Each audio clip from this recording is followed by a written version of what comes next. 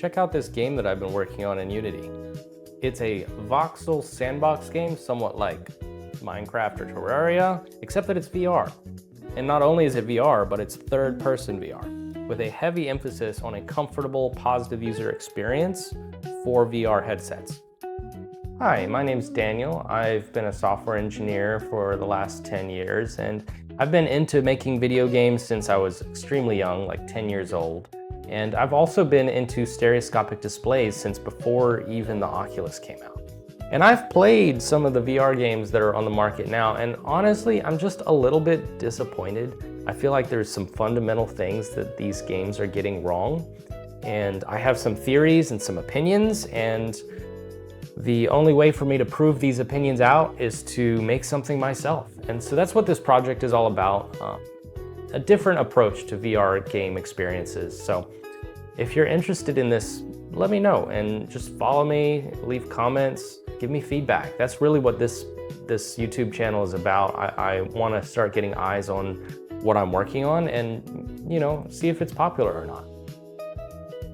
I think at its core, this game will be an action RPG adventure type game, kind of a dungeon crawler where you go around and get loot to improve your character and survive longer. But also it's like block-based, so obviously you have to be able to build your base just like you do in Minecraft. But I think Minecraft is a little bit more open-ended than I want this game to be.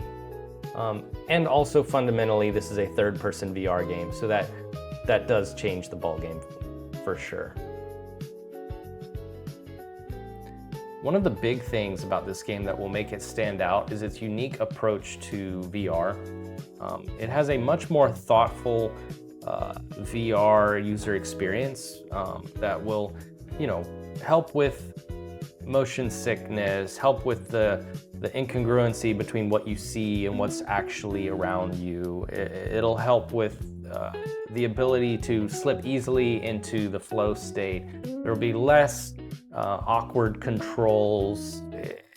You'll feel less shut off from the world because you'll have the ability to enable augmented reality and see what's going on in the room, see the people that are in the room with you. Essentially, a big emphasis on doing the VR part correctly.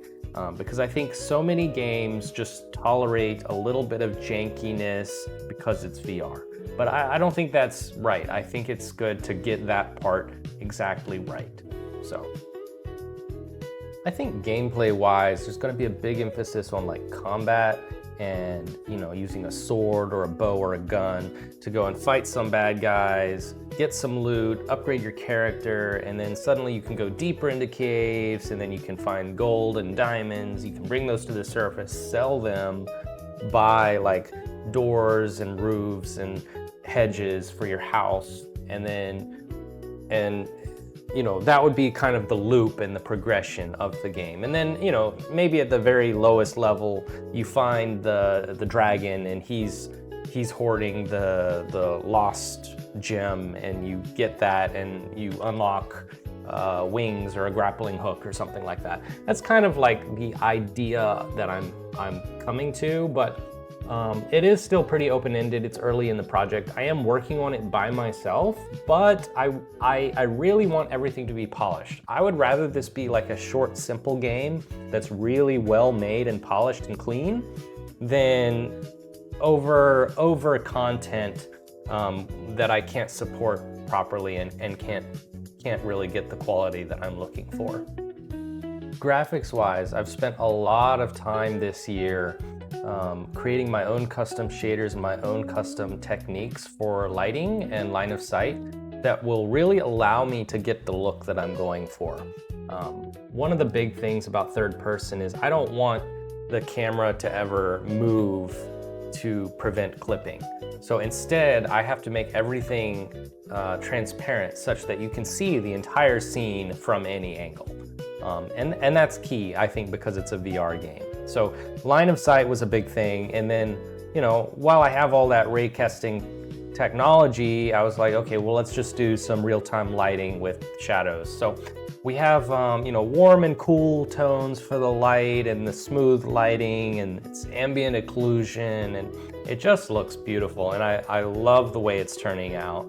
And I have all of the building blocks, including like shadows and entity lighting and particles and effect lighting. It's beginning to shape up quite nicely. So where does the project sit now?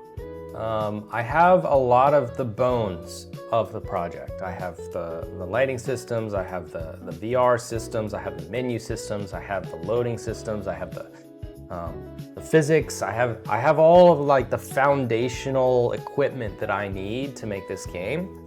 So I think the next step is probably going to be an inventory system, and then pretty much from there, I just need to start making content. You know, I need to start making more block types, more enemy types, more equipment, maybe create a boss, and then pretty much that's the whole project right there. There's probably going to be a lot of scope creep. Things are going to get a little bit blown out of proportion, and that's okay. I'm prepared to work on this for the next 2 or 3 years. Like, it's fine. I love the process. I'm obsessed with game development. It's so much fun to me. It's like the best video game I've ever played, but it's making games. So if any of this sounds interesting to you, subscribe to the channel and follow the progress. I'm going to be releasing devlogs every month or two. Or if you have feedback or ideas or opinions, or just love the project or hate it, leave a comment and let me know what you think. Also like, and I will see you in the next video. Thanks, bye.